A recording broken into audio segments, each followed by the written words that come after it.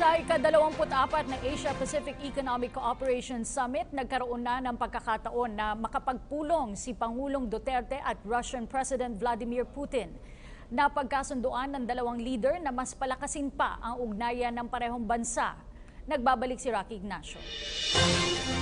Nagkasundo ang Pilipinas at Russia na palakasin pa ang ugnayan diplomatiko na ganap ang pinakaabangang pagkikita ni Pangulong Rodrigo Duterte at Russian President Vladimir Putin sa Lima, Peru, kung saan kapwa dumadalo ang dalawang leader sa 24th Asia-Pacific Economic Cooperation na APEC Summit. Sa pagharap ng dalawa, agad ipinaabot ni President Putin ang pagbati sa naging panalo ni Pangulong Duterte noong May 9 presidential elections. Ang petsa na naging masayang bahagi rin sa kanila dahil sa pagwawakas ng digmaan laban sa Nazi. Your Excellency, distinguished Mr. My pleasure to meet you.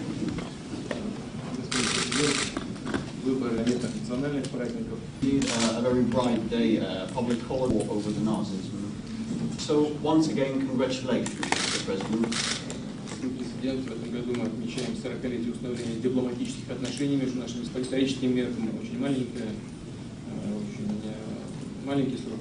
Well, historically, it's quite a short period of time around partnership between our countries, and it's my pleasure to have a chance to speak to you.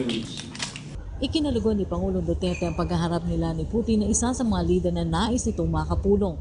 Una nang sinabi ng Pangulo na bahagi pa rin ito ng pagiging bukas ng Pilipinas sa iba pang mga bansa sa larangan ng kalakalan at pamumuhunan. Not only because you represent a great country, but of your leadership too.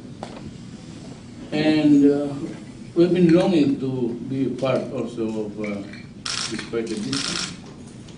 We've been longing to be a part of Europe, especially in the commerce and trade all over the world.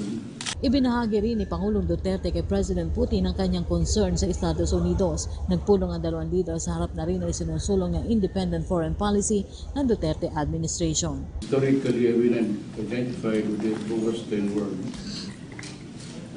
It was good until it lasted, and of late, I see a lot of these Western nations bullying the small nations. And not only that, they are into so much hypocrisy. And they seem to start a war, but are afraid to go to war. That is what's wrong with America and the other. They've been waging war in so many places, in Vietnam, in Afghanistan, and in Iraq.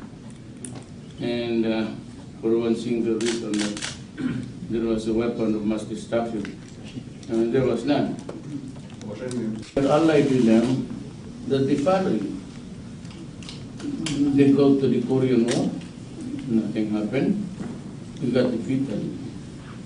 They also got soldiers, Filipino soldiers in both Iraq and Vietnam, and nothing happened.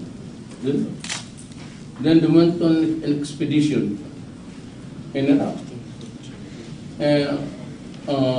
on an excuse of weapons of mass destruction, and there was none. And what they forced my country to contribute military forces. And then one Filipino worker in the Middle East was captured by the groups there. They threatened to behead the Filipino unless we go out of course, in the war against in the Middle East at that time. And because it was of national interest, because the country was really going overboard thinking of how to solve the problem, the condition was that if we withdraw our forces, then they would spare the life of the Filipino worker. And we decided to withdraw. And from that time on, the Americans made it hard for us. Samantala, formal na rin inimbitahan ni President Putin si Pangulong Duterte na bumisita sa Russia. Oh yes, the President of Russia, President Putin, had formally extended an invitation for the President to go to Russia.